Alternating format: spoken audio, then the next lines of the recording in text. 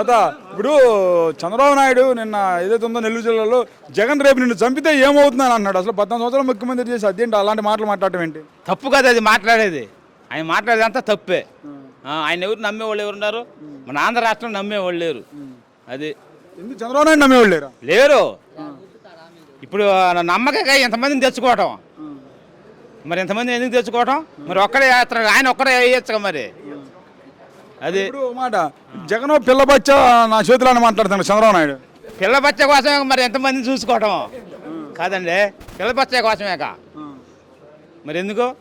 మరి ఒక్కడే చేయొచ్చు పిల్ల బచ్చ కోసం. మరి ఓకే, ఇప్పుడు మరి జగన్ ఒక్కడే వాళ్ళందరూ కలిసి వస్తున్నారు, మరి గెలుస్తాడు జగన్. జగన్ తిరగలేదు దానికి, చూసుకోమాను రేపు. అదే ఒక్కడే వాళ్ళు అన్ని పార్టీలు కలిసి వస్తున్నా గెలుస్తాడా? తిరుగులేదన్న దానికి ఎంతమంది ఆయాల వయసు రాశాడు ఒకటేగా. తిప్పలు ఎడం చేస్తాడు తిప్పాడు, ఈయన అట్నే తిప్పుతాడు చూడరాదు. సరే నువ్వు తిప్పడానికి జగన్ గిర్రని తిప్పడానికి వాళ్ళ చెల్లెలు కూడా ఓట్లు లేదు అంటుంది కదా. వాళ్ళ చెల్లికి అసలు మన ఆంధ్ర రాష్ట్రంలో చూపి మన ఒక సీట్ కలుసుకో మన కాంగ్రెస్కి వాళ్ళ చెల్లెలో. ఎందుకని జగన్ వ్యతిరేకిస్తున్నాం అలా మాట్లాడుతుంది? వ్యతిరేకం ఉంటుంది, కుటుంబం నాకు వ్యతిరేకం లేకుండా అట్టుండిద్ది. చంద్రబాబు నాయుడుకు ఉండే వ్యతిరేకం వచ్చింది అది. మరి జగన్ అయితే మీరు బాగా చేసినట్టేనా? మాకు అన్ని పథకాలు అన్నీ బాగానే ఉన్నాయండి, దాని గురించి ఇబ్బంది ఏం లేదు.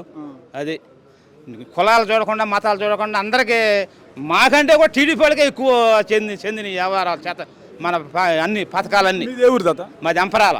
ఇప్పుడు మీరు గతంలో చూసినట్లయితే మరి మీరు అంపరాలు అన్నారు, అక్కడి నుంచి మీరు మండలం గారికి ఇక్కడ అద్దెంకి వచ్చి పని చేయించుకోవాలి. వాళ్ళు మీకు ఇంటి దగ్గర సచివాలయం పెట్టారు కదా, ఎలా అనిపిస్తుంది జగన్ వచ్చిన? అసలు ఇబ్బంది లేదు.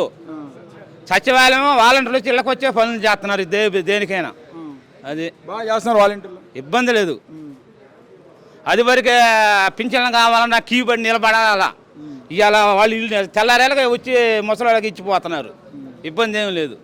అది జగన్ గెలుస్తాడు అయితే తిరుగులేదు దాంట్లో.